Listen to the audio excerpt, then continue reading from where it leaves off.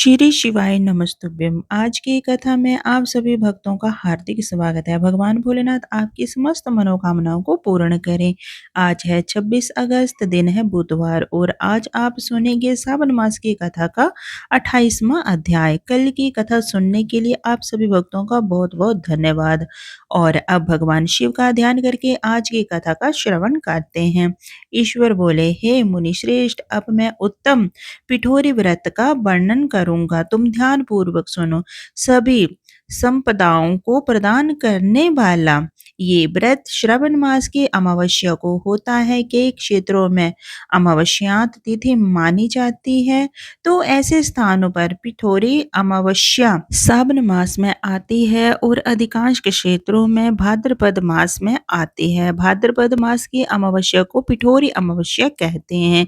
तो ईश्वर कहते हैं कि जो ये घर है वे सभी वस्तुओं मात्र का अधिष्ठान है, इसलिए इसे पीठ कहा गया है और पूजन में वस्तु मात्र के समूह को आर कहते हैं। अतः हे मुनीश्वर, इस व्रत का नाम इसलिए पिठोर है। अब मैं इसकी विधि कहूंगा, सावधान होकर सुनिए। दीवार को तांबर वर्ण, कृष्ण वर्ण अथवा श्वेत वर्ण धातु से पोतना चाहिए। अगर तांबर वर्णन से पोता गया हो तो पीले रंग से, कृष्ण वर्णन से पोता गया हो तो श्वेत रंग से, और श्वेत वर्ण से पोता गया हो तो कृष्ण वर्ण से चित्र बनाना चाहिए, अथवा श्वेत पीत से, लाल से, काले या हरे वर्ण से चित्र बनाएं।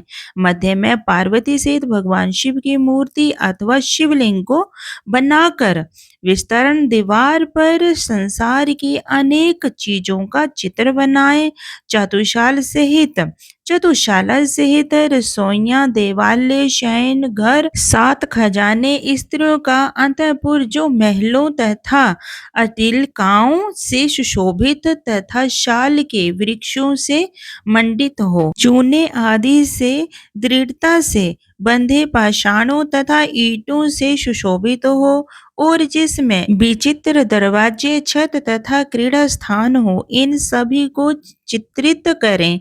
और बकरियां, गाय, भैंस, घोड़े, ऊंट, हाथी, चलने वाला रथ, अनेक प्रकार की सवारी, गाड़ियां, स्त्रियां, बच्चे, वृद्ध, जवान, पुरुष, पालकी, झूला और अनेकों प्रकार के मंच, इन सब का अंकन करें। सुवर्ण, चांदी, तांबर, शीशा, लोहा, मिट्टी तथा पीतल के और अन्य प्रकार के विभिन्न रंगों वाले पात्रों को लिखें।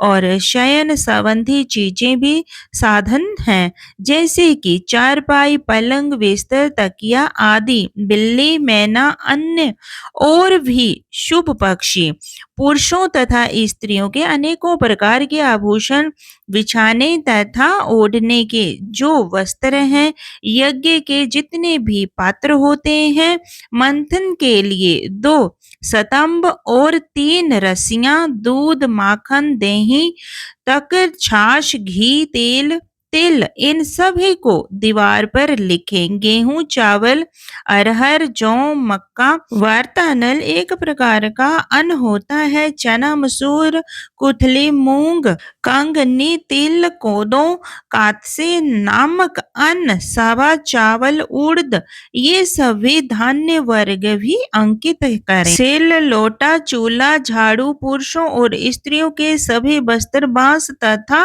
तेड़ के बने हुए सूप आदि, ओखली, मसूल, गेहूं आदि पीसने तथा अरहर आदि दलने के लिए 2 यंत्र, चाकी तथा दस्ता, पंखा, चवर, छतर, जूता, 2 घड़ाऊ, दासी, दास, नौकर, पोष वर्ग आदि पशुओं का आहार, धनुष, बाण, शतिगन अर्थात एक प्रकार का अस्त्र, खड्ग, भाला, बर्छी, ढाल, पाश, अंकुश, गदा, त्रिशूल, वितंगवाल, तोमर, फरसा, भुसुंडी, फरिंग, चक्र, यंत्र आदि, जल यंत्र, तवात, लेखनी, पुस्तक, सभी प्रकार के फल, छुरी, कैंची, अनेक प्रकार के पुष्प, बिल्वपत्र, तुलसी दल, मसाल, दीपक तथा दीवट आदि, उनके साधन अनेक विध, खाने योग्य शाक तथा पकवानों के जितने भी प्रकार हैं,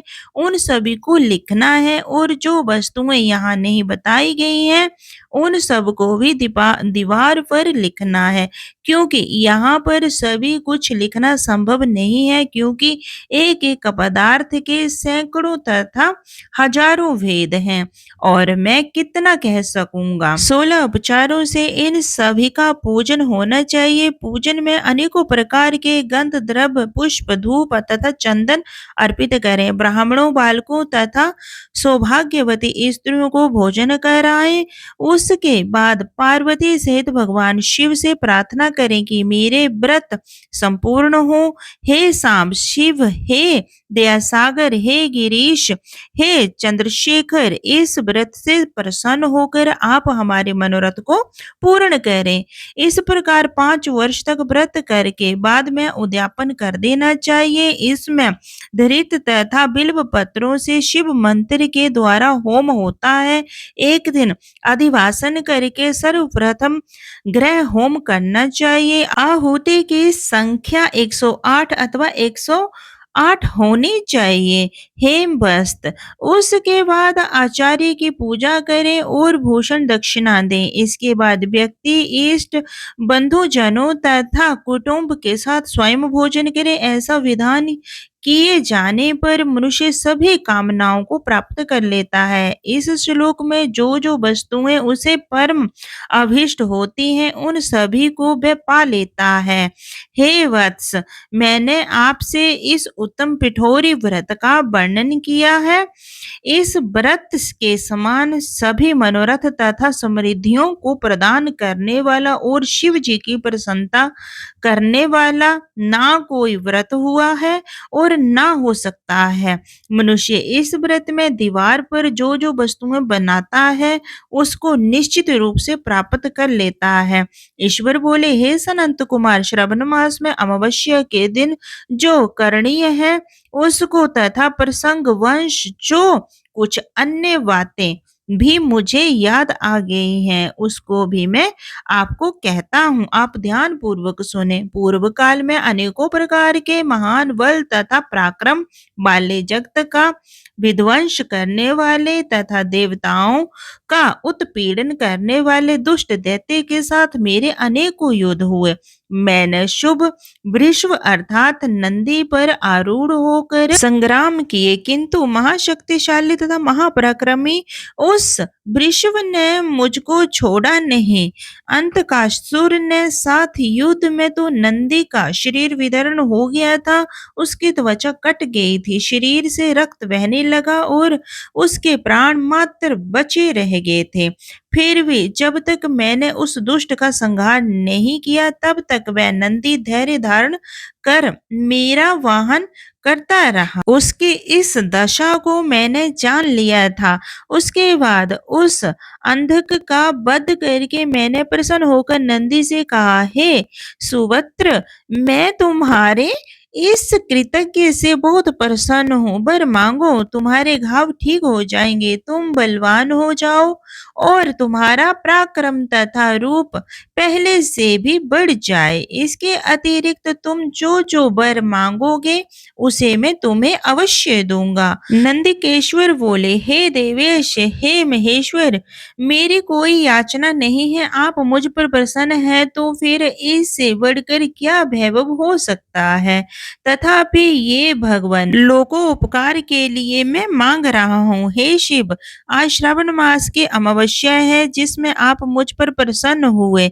इस तिथि में गायों सहित उत्तम मिट्टी से निर्मित वृषभ की पूजा करनी चाहिए। आज अमावस्या के दिन जन्म लेना कामधेनु तुल्य होता है, अतः इस तिथि में वर प्रदान करें कि ये अमावस्या वांछित फल देने वाली हो। आज के दिन भक्ति पूर्वक प्रत्यक्ष वृषभ तथा गायों की पूजा करनी चाहिए और गेरू आदि धातुओं से प्रयत्न पूर्वक उन्हें भूषित करना चाहिए। उनकी सींगों पर सोना चांदी आदि के पत्थर मढ़े और रेशम के बड़े बड़े गुच्छों को भी सींगों पर बांधें। अनेकों प्रकार के वर्णों से चित्रित सुंदर वस्त्र से उनकी पीठ को ढक दें और गले में मनोहर शब्द करने वाला घंटा बांध दें और सूर्योदय से लगभग 4 घड़ी बीतने पर गायों को ग्राम से बाहर ले जाकर पुनः साय बेला में ग्राम में प्रवेश कराएं। आहार के रूप में सरसों तिल की खली आदि अनेकों प्रकार का अन्न इस दिन अर्पित करें। जो इस दिन ऐसा करता है उसका गोधन सदा बढ़ता रहता है और जिस घर में गाय ना हो वह घर शमशान के समान होता है। पंचामृत तथा पंचगव्य दूध के बिना नहीं बनते हैं। गोबर से लेप किए बिना घर पवित्र नहीं होता है। हे सुरोतम, जहाँ गोमूत्र से छिड़काव नहीं होता वहाँ चींटी आदि जंतुओं का उपद्रव विद्यमान रहता है। हे महादेव, दूध के बिना भोजन का रस ही क्या है। हे प्रभु, यदि आप मेरे ऊपर प्रसन्न हैं तो इन वरों को तथा अन्य वरों को भी मुझे प्रदान कीजिए। हे सनंत कुमार, तब नंदी का ये वचन सुनकर मैं बहुत प्रसन्न हुआ। मैंने कहा, हे वृषश्रेष्ठ, जो तुमने मांगा है सब हो जाए। हे नंदिन, इस दिन का जो अन्य नाम है उसे भी सुनो। जो वृषभ किसी के द्वारा कहीं भी किसी भी कार्य में प्रयुक्त नहीं किया जाता और तृण खाता हुआ तथा जल पीता हुआ जो शांति पूर्वक वितरण करता है तथा महान वीर व बलशाली होता है, उसे पोल कहा जाता है। अतः हे नंदी, उसके नाम से ये दिन पोला नाम वाला होगा। इस दिन अपने इष्ट बंधुओं के साथ महान उत्सव करना चाहिए। हे वत्स, मैंने उस दिन ये श्रेष्ठ वर प्रदान किए थे, अतः लोगों के द्वारा इस श्रेष्ठ दिन को पोला नाम वाला कहा गया है। इस दिन सभी कामनाओं को पूर्ण करने वाला वृषभों का महान उत्सव करना चाहिए।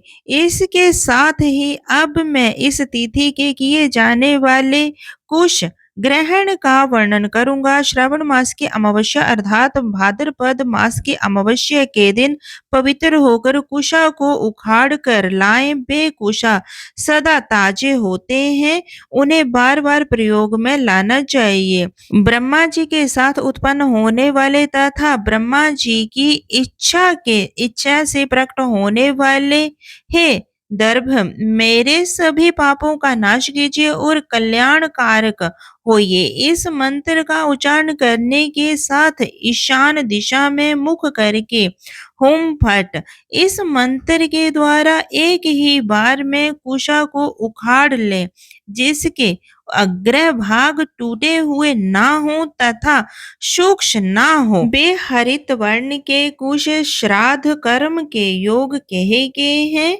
और जड़ रहित कुश देव कार्यों तथा जप आदि में प्रयोग किए जाते हैं। 7 पत्तों वाले कुश देव कार्य तथा पितृ कार्य के लिए श्रेष्ठ होते हैं।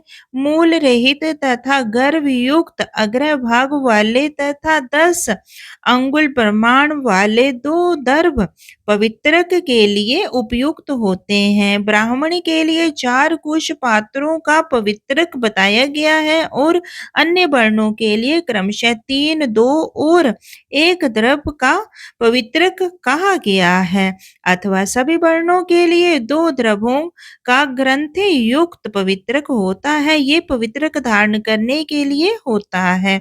इसे मैंने आपको बता दिया है। उत्पवन हेतु सभी के लिए 2 दर्भ उपयुक्त होते हैं। 50 द्रवों से ब्रह्मा और 25 द्रवों से विस्तर बनाना चाहिए। आचमन के समय हाथ से पवित्र को नहीं निकालना चाहिए। विकर के लिए पिंड देने तथा अग्नोकरण करने के साथ और पाद देने के पश्चात पवित्र का त्याग कर देना चाहिए। दर्भ के समान पुण्यप्रद पवित्र और पाप नाशक कुछ भी नहीं है। देव कर्म तथा पितृकर्म ये सब द्रव्य के अधीन है। उस प्रकार के द्रव्यों को श्रावण मास की अमावस्या के दिन अर्थात भाद्रपद मास की पिठोरी अमावस्या के दिन उखाड़ना चाहिए। इससे उनकी पवित्रता बनी रहती है। पिठोरी अमावस्या का वर्णन क्या किया जाए। हे सनंत कुमार, पिठोरी अमावस्या के दिन का जो कृत होता है उसे मैंने आपसे कह दिया है। श्रावण मास में और भी जो करणीय है उसे भी मैं आपसे कहता हूँ। आप ध्यान पूर्वक सुनिए। नमः शिवाय। आज की कथा का यहीं पर समापन करती हूँ। इससे आगे का अध्याय आप सुनेंगे कल की कथा में। तो मिलती हूँ मैं आपसे अगली वीडियो में। तब तक आप सभी को राधे राधे। जय श्री कृष्णा। हरे कृष्णा हरे बोल।